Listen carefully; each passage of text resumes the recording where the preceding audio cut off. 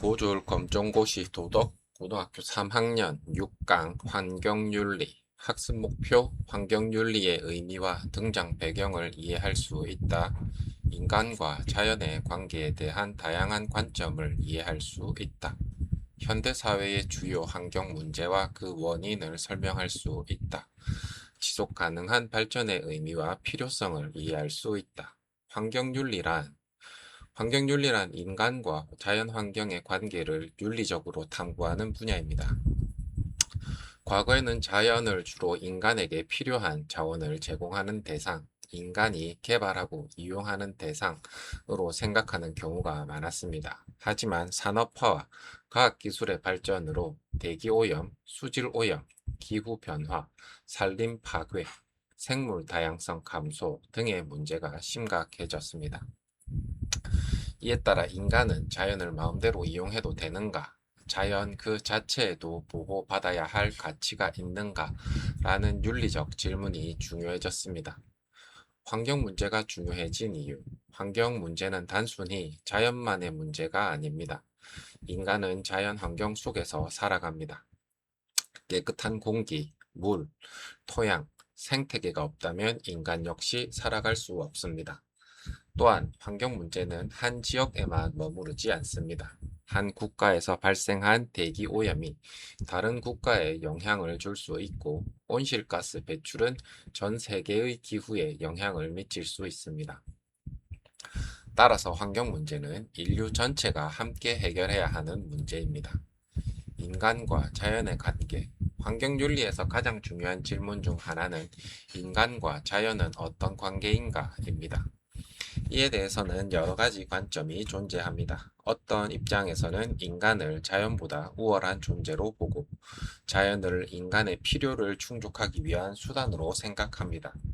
반면 다른 입장에서는 인간 역시 자연의 일부이며 동물, 식물, 생태계도 그 자체로 가치를 가진다고 봅니다.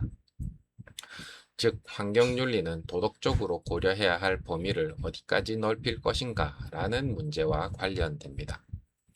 인간 중심적 자연관. 인간 중심적 자연관에서는 인간을 가장 중요한 존재로 봅니다. 자연은 인간의 생존과 행복을 위해 이용할 수 있는 대상으로 여겨집니다. 예를 들어 숲은 목재를 제공하고 강은 물과 전기를 제공하며 토지는 농업과 개발에 이용될 수 있습니다. 이러한 관점은 인간의 문명과 경제 발전에 크게 기여했습니다. 하지만 자연을 지나치게 인간의 도구로만 생각하면 환경을 무분별하게 개발하고 파괴할 위험이 있습니다.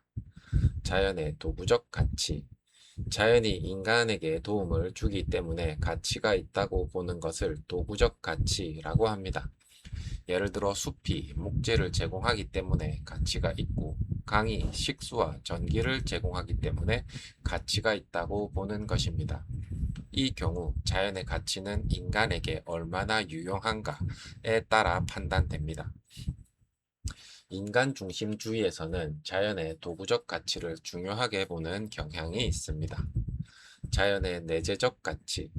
반대로 자연이 인간에게 유용한지와 관계없이 그 자체로 가치를 가진다고 보는 관점이 있습니다. 이를 내재적 가치라고 합니다. 예를 들어 어떤 야생동물이 인간에게 직접적인 경제적 이익을 주지 않더라도 그 생명 자체가 존재할 가치가 있다고 보는 것입니다. 또한 숲이나 생태계도 인간에게 얼마나 유용한가와 관계없이 보존할 가치가 있다고 볼 수 있습니다. 환경윤리에서는 자연이 단순한 인간의 도구인지 그 자체로 가치가 있는지가 중요한 쟁점입니다. 현대사회의 주요 환경 문제. 현대사회에서는 다양한 환경 문제가 발생하고 있습니다. 대기오염. 자동차와 공장 등에서 발생하는 오염 물질이 공기의 질을 악화시키는 문제입니다. 수질오염.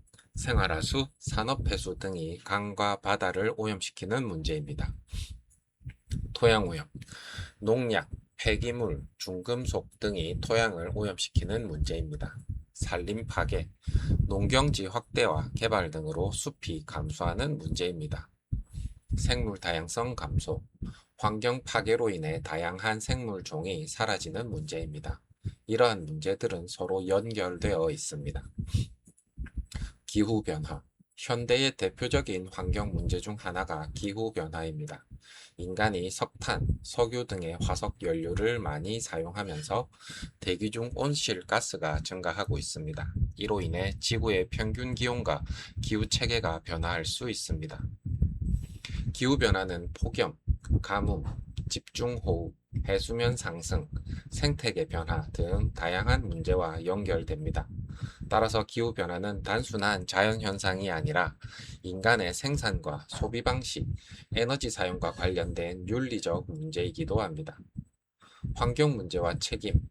환경 문제에는 여러 주체의 책임이 있습니다. 개인, 에너지와 자원을 절약하고 환경을 고려한 소비를 해야 합니다. 기업, 경제적 이익만 추구하지 않고 생산 과정에서 발생하는 환경 피해를 줄여야 합니다. 정부, 환경 보호를 위한 법과 제도를 마련하고 기업과 개인의 활동을 적절하게 관리해야 합니다. 국제사회, 기후변화처럼 한 국가만으로 해결하기 어려운 문제에 대해 국가 간 협력을 해야 합니다. 즉, 환경보호는 개인만의 책임도 정부만의 책임도 아닙니다. 모든 주체가 함께 책임을 가져야 합니다. 환경 문제와 미래 세대. 환경 문제는 현재 세대만의 문제가 아닙니다. 현재 우리가 자원을 지나치게 사용하고 환경을 오염시키고 생태계를 파괴하면 그 피해는 미래 세대에게 이어질 수 있습니다. 미래 세대는 현재의 환경 정책이나 개발 결정에 직접 참여할 수 없습니다. 하지만 그 결과는 미래 세대가 감당해야 합니다. 따라서 현재 세대는 미래 세대가 살아갈 환경을 보호할 책임을 가집니다. 이러한 생각은 앞에서 배운 요나스의 책임 윤리와도 연결됩니다. 지속 가능한 발전. 환경 보호와 관련하여 중요한 개념이 지속 가능한 발전입니다. 지속 가능한 발전이란 현재 세대의 필요를 충족하면서도 미래 세대가 자신의 필요를 충족할 가능성을 훼손하지 않는 발전을 의미합니다. 즉, 경제 발전을 완전히 포기하자는 것이 아닙니다. 경제 발전과 환경 보호를 함께 고려하자는 것입니다. 개발과 환경 보호의 조화. 개발은 인간의 삶을 향상시키는 데 필요할 수 있습니다. 도로, 주택, 공장, 발전시설 등은 인간의 생활과 경제활동에 필요합니다. 하지만 개발 과정에서 산림이 파괴되고 동물의 서식지가 사라지고 환경이 오염될 수 있습니다. 따라서 개발이냐 환경보호냐 중 하나만 선택하는 것이 아니라 필요한 개발을 하면서 환경 피해를 최소화하는 방법을 찾아야 합니다. 이것이 지속 가능한 발전의 중요한 방향입니다. 환경 문제와 공정성. 환경 문제는 정의와 공정성의 문제이기도 합니다. 환경오염으로 얻는 경제적 이익과 그 피해를 받는 사람이 다를 수 있기 때문입니다. 예를 들어 어떤 기업이 환경을 오염시키면서 이익을 얻지만 그 주변 주민들이 건강 피해를 입는다면 이익과 피해가 공정하게 분배되지 않은 것입니다. 또한 현재 세대가 자원을 모두 사용하고 환경 파괴의 부담을 미래 세대에게 넘긴다면 세대 간에도 불공정한 문제가 발생합니다.